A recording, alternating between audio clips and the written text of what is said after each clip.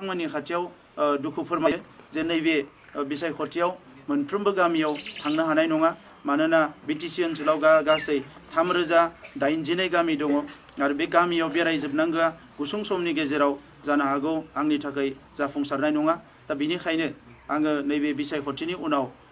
UPPL नि सरकार दानायनि उनाव मोनफ्रोमबो गामियाव बेरायगोन आरो गामिनि रायजो राजाफोरजों सावरायनानै बबे गामियाव मा खामानि मावनांगौ बेखौ नोंथांमोनजों सावरायनानैसो थांखि लागोन दा बेनिखायनो आं निमाहा बियो नैबे बिसायख'थियाव बयनिबो गामियाव बयखौबो लोगो हमनो थांनो हायैनि थाखाय नाथाय आं नोंथांमोनखौ खावलायो BTC गोरोबथाखौ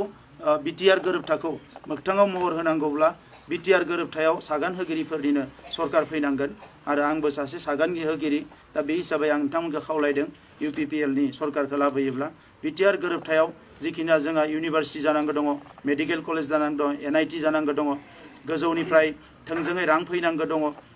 केसफ्रा जोबनांगौ दङ गुबुन गुबुन जिफोर खामानि स्कुल कलेज प्रभिन्सियेलाइज जानांगौ दङ बे खामानिफोरखौ मावफुंजोबनोबा नांगौब्ला जेरैखि जाया UPPL नि सरकारा फैनांगोन सागानगिरिफोर थानाय सरकारा फैनांगोन दा बेनि थाखायनो आं नोंथांमोनखौ खावलायो फैगौ 4 एप्रिलाव बयबो जाहाथे ओंखारनानै ट्रेक्टरनि सावगारियाव भट होयो आरो नोंथांमोना बांसिननिफ्राय बांसिन भट होनानै UPPL दोलोनि बिजाथिफोरखौ मोनफ्रोमबो बियाबनिफ्राय देरहाहोहरनानै मोजां मोनसे सरकार दानायाव नोंथांमोना मदद खालामगोन बेनि थाखाय आं नोंथांमोननिसिम आंनि खुलुमनायखौ बावहरबाय गोजोन्थों।